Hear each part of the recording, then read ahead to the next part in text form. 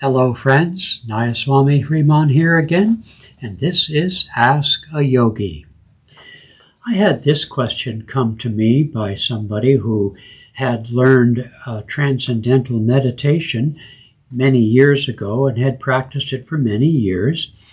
And then, though the reason isn't given, then this person was attracted to Paramahansa Yogananda, and through the work of Ananda, learned the meditation technique known as Hong Sa, a mantra meditation based on watching the breath.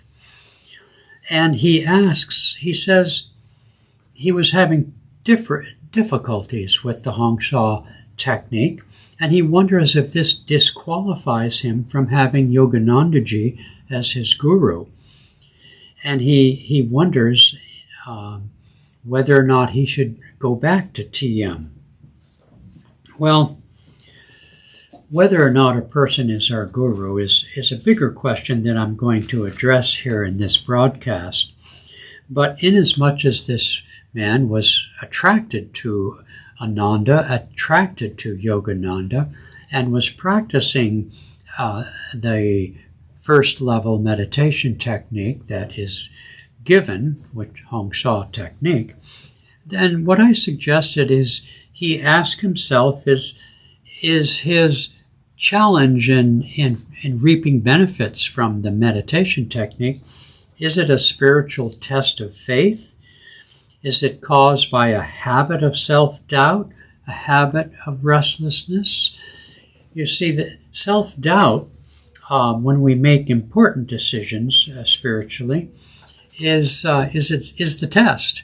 And if we have habitually been a bit of a critic or a doubter in general, the Bhagavad Gita says that the doubter is the worst of all devotees, because the doubter can never know what to do and always holds back from committing himself to the spiritual path, or in this case, to a technique.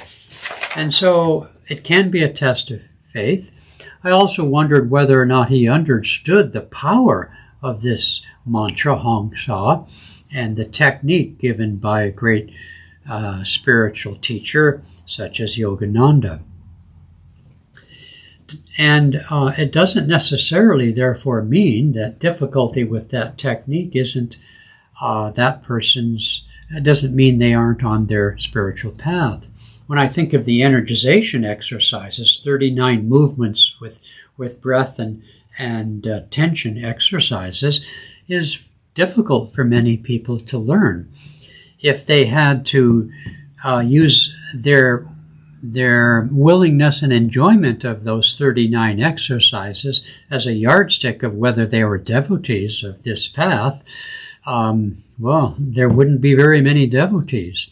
So, of course, taking up the challenge of, and the sadhana, meaning the spiritual disciplines given to you by the guru, is, for many people, of course it's going to be a challenge. So why be concerned with that? To learn anything new, especially a very specific skill, not just meditation practices, always takes a certain amount of hard work and just sticking with it. And I might say that our culture is inclined to be a bit fickle. We change jobs, partners, gurus, houses, cars, everything. We just always looking for the grass that's greener on the other side. So as a culture, we have a kind of restless tendency. Another basic core spiritual precept is to learn to be non-attached to whatever we do, including our meditation. When we have dry periods, we're not feeling devotion, when our minds can't seem to focus, the spiritual test in that is to stay calm and even-minded and continue on with our commitments and our practices, our self-discipline, irregardless of the consequences. Another thing I said to this fellow was that it's through the technique that the Guru gives us, the instructions that the Guru gives us, that the power and grace of the Guru can be channeled, you see, even if the Guru were still in the body. A great spiritual teacher like Yogananda lived in Los Angeles, California, and most of us don't. So even if he was in the body, he still gave techniques and wrote books and wrote poems and so forth. All of these things are the vibrational channels through which we deepen our connection, our attunement, our sense of that divine presence in our lives. And so that's a very important point, that in this age of technology, that we often think, oh, I have Kriya Yoga, I have energization, I have Om, I have Hong Sa, I have these techniques. It's the techniques that are going to do it for me. Well, that's not really the truth of it. We put ourselves into them, but the deeper aspects of the, after all, when Yogananda taught Hong Sa, it's not much different than a million other breath techniques you find all over the world or in mindfulness training. You know, you watch the breath, you say a word formula. So it's not the technique, although it's a powerful and effective technique. But until we see the technique as a channel, I like to make the analogy to having the Guru's cell phone number.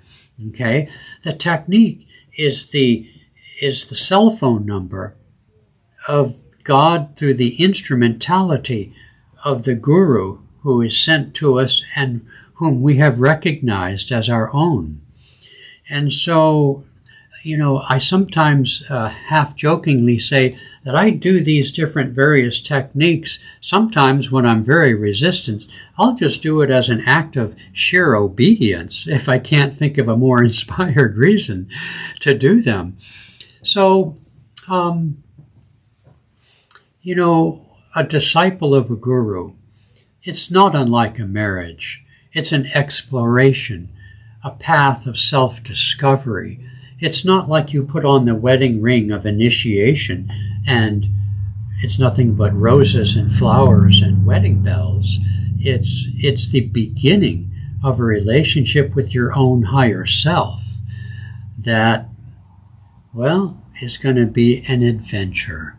Okay, like my granddaughter says, we're going on an adventure, and we certainly are. All right.